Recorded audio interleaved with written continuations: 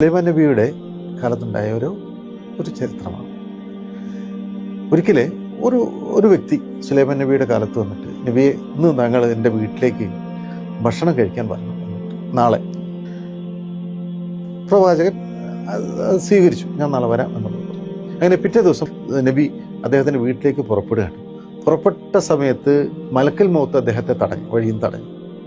നബി, നിങ്ങൾ എങ്ങോട്ടാണ് പോകുന്നത്? അറിയാം, അപ്പോൾ ഇന്നടുത്താണ് പോകുന്നത് പറഞ്ഞു. അപ്പോൾ മലക്കൽ മൗത്ത് പറഞ്ഞു, അങ്ങോട്ട് പോവേണ്ടതില്ല, എനിക്ക് അള്ളാഹുവിൻ്റെ കൽപ്പനയുണ്ട്, അദ്ദേഹത്തിൻ്റെ റൂഹ് പിടിക്കാനായിട്ട് എനിക്ക് അള്ളാഹുവിൻ്റെ കൽപ്പനയുണ്ട് നബിയെ, അതുകൊണ്ട് താങ്കൾ അങ്ങോട്ട് പോവേണ്ടതില്ല എന്ന് പറഞ്ഞു. നബി തിരിച്ചു പോന്നു.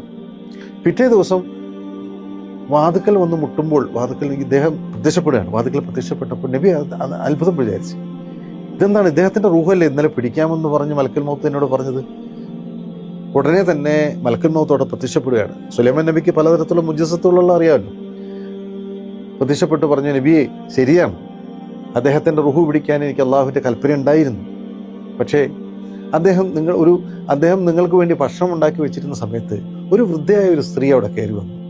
അദ്ദേഹത്തിൻ്റെ വീട്ടിലേക്ക് കയറി വന്നിട്ട് ചോദിച്ചു, ഞാൻ ഭക്ഷണം കഴിച്ചിട്ട് 4 ദിവസമായി, എനിക്ക് എന്തെങ്കിലും ഭക്ഷണം കഴിക്കാനുണ്ടോ എന്ന് ചോദിച്ചപ്പോൾ ഇദ്ദേഹം താങ്കൾക്ക് വേണ്ടി എടുത്തു വെച്ചിരുന്ന ഭക്ഷണം എടുത്തു കൊടുക്കുക മാത്രമല്ല, അവരെ ഭക്ഷിപ്പിക്കുകയും ചെയ്തു. പോരാത്തതിൽ അവർ വീട്ടിലുള്ളവർക്ക് വേണ്ടി പൊതിഞ്ഞു കൊടുക്കുകയും ചെയ്തു. ഈ വൃദ്ധയായ സ്ത്രീ പുറത്തിറങ്ങി നിന്ന് പ്രാർത്ഥിച്ചു, അള്ളാഹുവിനെ പ്രാർത്ഥിച്ചു, അള്ളാഹുവെ, ഈ മനുഷ്യന് നീ ദീർഘായുസ് നൽകണേ എന്ന് പ്രാർത്ഥിച്ചു.